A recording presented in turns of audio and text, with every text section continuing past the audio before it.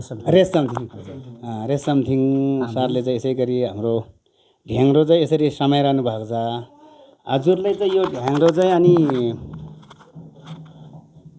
हजुरले कस्तो के लगाएर आएको छु, हजुरलाई के को विषयमा चाहिँ यसरी चाहिँ हजुरले ट्याक्क समातेर हजुर चाहिँ अनि यस्तो मक्ख भएर हुन्छ। पहिला पहिला हजुर धेरै जस्तो मैले चाहिँ गीत सङ्गीतमा चाहिँ हजुर गीत गाएर नाचिरहेको प्रस्तुतमा धेरै लागिरहेको देखेको छु। आज चाहिँ मैले यो ढ्याङ्ग्रो ट्याक्क समाउँदाखेरि हजुर म छुट्टै जस्तो लागेर आएको छु कि सर। हजुर हजुरको एउटा परिचय पनि सट्ट खोलेर दिनुपर्ने जस्तो पनि लाग्यो मलाई, धेरै मजा लागिरहेको छ सर।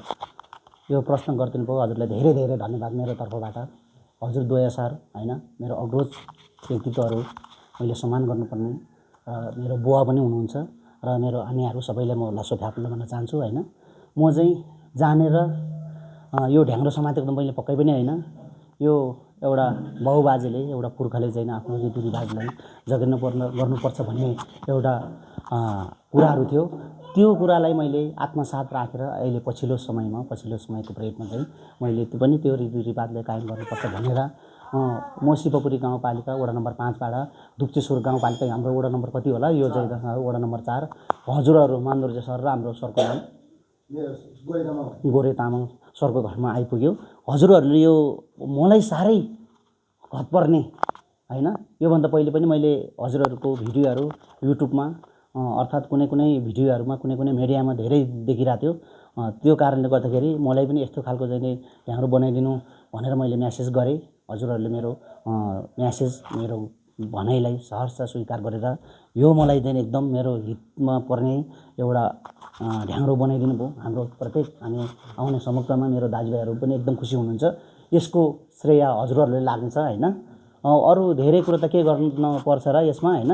म त सर्वप्रथम तपाईँहरूले नै धेरै धेरै धन्यवाद भन्दै यो तपाईँहरूको हातबाट मैले एउटा बाउबाजे एउटा आँखी मेमेले चाहिँ बसाएको ढ्याङ्ग्रो मैले हातमा लिएँ, यही हो सर। हजुर त अनि फेरि पहिला पहिला त म धेरै जस्तो चाहिँ स्टुडियोमा नाचिरहेको दर्शकहरूको माझमा धेरै नाचिरहेको जस्तो मात्र देखिरहेको थियो। हजुर आज चाहिँ त हजुरले चाहिँ यसरी चाहिँ यो ढ्याङ्ग्रोको माझमा आइपुगेर चाहिँ यस्तो हेर्दा हजुर त लपतापा रीतिरिवाजमा थिङको चाहिँ रीतिरिवाज धेरै जोगाएर परम्पराको इतिहास जोगाउने जस्तो लागेपछि मलाई पनि कस्तो यो खुसी देख्दाखेरि हाम्रो सरलाई चाहिँ म धेरै धेरै यो प्रार्थना गर्न खोजेको मात्रै हो। हजुर चित्त नदुख्नु होला सर। एकदम समय सन्दर्भिक एउटा आफ्नो परम्परा र संस्कृतिमा चाहिँ आधारित प्रश्न गरिदिनु भयो हजुरले, धेरै धेरै धन्यवाद। मैले भनिहालेँ अघि पनि मैले उद्घोष गरेँ, यो मैले जानेर पनि होइन, हजुरहरूकै उसमा चाहिँ म पनि लागौँ, एउटा पेसागत रूपमा त नभनौँ होइन। यो त हाम्रो कल्चर हो, हाम्रो बाबुबाजेको चाहिँ कल्चर हामीले नबजाए कसले बजाउनु होइन।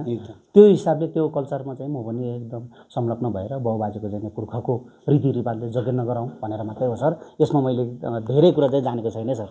सर धन्यवाद सर। हजुरहरू सरहरूलाई पनि धेरै धेरै धन्यवाद। हजुरहरूले चारो र ढ्याङ्ग्रोलाई यसै गरी आर्डर दिनु भएर चाहिँ हामीले यसरी बनाएको छु। म एउटा